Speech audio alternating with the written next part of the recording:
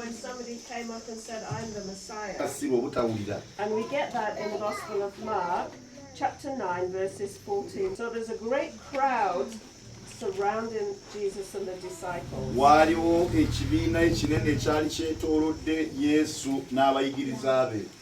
And the scribes are kind of arguing. Kati abawandiisi b'amateeka baali bakaayana. And someone from the crowd brings out this boy and says, this spirit casts him to the ground and he foams and grinds his teeth. Kakati ne wavaayo omuntu yaleeta ono omwana yali nga tayogera Yesu n'aboggolera omuzimu guno omwana n'agwa wansi mu ttaka. Now Jesus he calls them a faithless generation. Kati Yesu omulembe guno aguyita omulembe ogutaali mwesigwa. And he says, bring the boy to me. N'abagamba mundeetera omulenzi ono. And the spirit in the boy started to throw him down into a Kati bwe convulsion. bamusembeza awali Yesu omwoyo gwali ku mulenzi ono ne gumukuba ebigo. And he inquired of the parents and says, how long has this been going on? Kati Yesu n'abuuza abazadde b'omwana nti kino kimaze ebbanga ki? And they told him from childhood. Ne bagamba Yesu nti okuva mu buto bwe kino nga kimubonyaabonya. And Jesus rebuked that unclean spirit, Yesu n'aboggolera guno omwoyo omubi. that mute and deaf spirit, and commanded it to come out and never enter again. Omwoyo gw'obwakasiru n'obutoogera ne gufuluma mu mulenzi. So this was the second messianic miracle. Kati kino kye kyali ekyamagero ekyokubiri Masiya kye yali ateekwa okukola. Because in their training as scribes and Pharisees and religious leaders, Kati mu kutendekebwa kwabwe ng'Abafalisaayo n'abawandiisi b'amateeka n'abakulembeze b'Abayudaaya, before you could cast out a spirit, you had to get the name of the spirit. nga tonnaba kugoba muzimu guno ky'osooka okukola kwali okufuna linnya lya mwoyo ogwo. And of course this boy was deaf and mute. Kati ate omulenzi ono yali nga kasiru ate tayogera. So they believed only God could do that. Kati bo baali bakkiriza nti Katonda yekka y'asobola okukola ekyo. So now they're watching Jesus very closely. Kati baali beetegereza nnyo Yesu nga bamuli ku bbampa okulaba kiki. The next one is in John chapter 9 Kati ekyamagero ekirala kiri mu Yokaana essuula ey'omwenda and verses 1 to 7. okuva ku lunya olusooka paka ku lw'omusanvu. So the next messianic miracle was to heal a birth defect. It was to heal a birth defect, something that's wrong at birth. Kakati ekyamagero ekyokusatu kwali kuwonya oyo eyazaalibwa nga aliko obuzibu. So Jesus is passing by and he sees this man that's blind from birth. Yesu yali atambula n'alaba omulenzi ono nga yali muzibe okuva mu lubuto lwa nnyina. And his disciples say, Rabbi, who sinned? Was it the parents or is this a work of God? Kati abayigiriza ba Yesu ne babuuza nti owaayo omuyigiriza omuno ye yayonoona oba bazadde be. Sorry, backtrack. Was it this man that sinned or his parents that sinned? Omusajja ono ye yayonoona oba bazadde be be baayonoona. Because that's what they believed, that if someone had a birth defect, it was the sin of the parents of previous generations. Kubanga mu kuyigirizibwa kwabwe baali bakimanyi nti omuntu yenna bw'abaako obuzibe nga yazaalibwa nga muzibe abazadde be be baba baayonoona. And Jesus says neither. Yesu n'abagamba nti si bazadde be ate si yono. This is so that the glory of God can be displayed. N'abagamba kino weekiri ekitiibwa kya Mukama okusobola okulabika. Because this was the third messianic miracle. Kubanga kino kye kyali ekyamagero ekyokusatu Masiya ky'ateekwa okukola. They believed only God could heal somebody that was born with a birth defect. Baali bakimanyi ng'ayinza okuwonya omuntu eyazaalibwa nga muzibe abeera Katonda yekka. So now he sends this boy, puts some mud on his eyes. Kaakati n'asensinga nti omuvubuka ono tasobola kugira maaso ge. And he sends him down to wash in the pool of Siloam. Bwe yamala okuteeka ettaka ku maaso ge n'amugamba genda onaabe. And the man came back seeing. Omusajja n'akomawo bambi ng'alaba.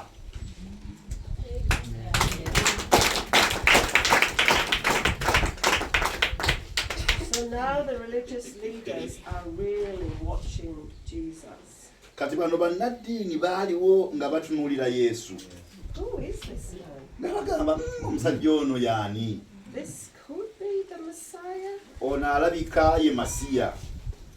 John 11, Yokaana 11 38 to 44 38 to 44. 38 paka 44. So this is the story of Jesus raising Lazarus from the dead. Luno lwe lugero lwa Yesu ng'azuukiza Laazaalo okuva mu bafu. And this was the final messianic miracle. Kino kye kyali ekyamagero ekyokuna ekyali kisembayo eky'Amasiya.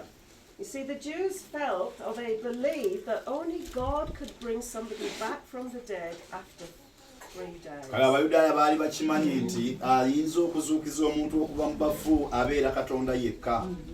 Jesus delayed going to see his friend Lazarus Kati Yesu yalwawo nga bamugambye okugenda okulaba mukwano gwe Laazaalo until he'd been dead for 4 days. okutuusa mukwano gwe bwe yafa ne wayitawo ennaku nnya nga mufu.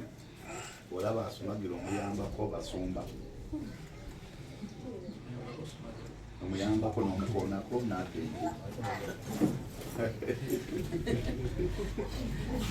Martha was convinced that Lazarus would rise in the end at the last days. Maliza yali amatiziddwa nti Laazaalo alizuukira mu nnaku ez'oluvannyuma. And she also said to him, yes, that she believed he was the Christ, the Son of God. Ate nga Maliza yakakasa bulungi nti nzikiriza nga ggwe Yesu omwana wa Katonda.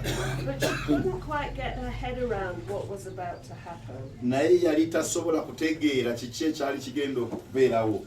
Jesus deeply loved Lazarus. Yesu mazima ddala yayagala Laazaalo. And he went to the tomb and he says, take the stone away. N'agenda ku malaalo ku ntaana n'agamba muggyewo ejjinja. And she says, oh Lord, he's gonna smell pretty bad. Maliza n'amugamba munnange onaawunya kivundu. And they took the stone away and unwrapped him from his grave clothes. Ne baggyawo ejjinja Laazaalo ne bamuggyako engoye z'omu malaalo. Because Jesus had said, Lazarus, come out. Kubanga Yesu yali amaze okukyoga n'agamba Laazaalo vaayo mu ntaana. Amen. Now you would think that the religious leaders would be happy. The Messiah is here. Kakati mulowooza bannaddiini baali badde basanyufu nga bagamba Masiya wuuno ali wano. No, they weren't. Somebody said no. Waliwo agambye nedda era kituufu tebaalisanyuse. They plotted to kill Jesus. Kati ne batandika okusala olukwe okulaba nga batta Yesu. They made arrangements to try and kill him because he was turning their culture upside down. Baagezaako okusala olukwe okumutta kubanga yali akyusa obuwangwa bwabwe ng'abuvuunika wansi. This is verse 48, if we let him go on like this, everyone will believe in him. Kati olunyiri olwanamu omunaala lugamba nti singa tunaamuleka okutambula buli wantu buli muntu agenda mukkiririzaamu. And the Romans will come and take away our place and our nation. Kaakati ate Abarooma bajja kujja batujje mu bifo byaffe n'okutwala eggwanga lyaffe. And Caiaphas, who was the high priest that year, said to them, Ate Kayaafa ye yali kabona asinga obukulu yali ateekeddwawo. it's better that one man should die for the people and not the whole nation perish. Ng'agamba omuntu omu asobola okufa okusinga eggwanga lyonna okuzikirira. And that meant that Jesus could no longer walk openly. Kakati ekyo ne kibeera bwe kityo nga Yesu tasobola kutambula mu lujjudde. But he did this on purpose. Naye kino yakikola olw'ekigendererwa. He was telling the religious leaders who he was. Yali agezaako okulaga bannaddiini ki kyennyini kye yali. You see, he knew their hearts. Kubanga Yesu yamanya emitima gy'abano. And in Matthew, chapter 23. Era mu Matayo essula ya 23. He tells them what he seriously thinks of them. Ababuulira bo kye baali bamulowoozaako. Because they were tying the people up and not allowing them to come to God. Baali baziyiza abantu nga babasiba nga tebabakkiriza kujja eri Katonda. They were making the burden so heavy on the people, they couldn't bear them. Kaakati nga batikka abantu ebibugu emizito abantu gye batayinza kusitula. They loved the place of honor at feasts baali baagala nnyo ebifo eby'ebitiibwa ne ku mbaga and the best seats in the synagogue. era nga baagala ebifo eby'okumwanja mu yeekaalu. They loved that as people walked by, they'd call them rabbi and greet them. Nga baagala okutambula ebweru eyo abantu babaseemu ekitiibwa babayite rabbi.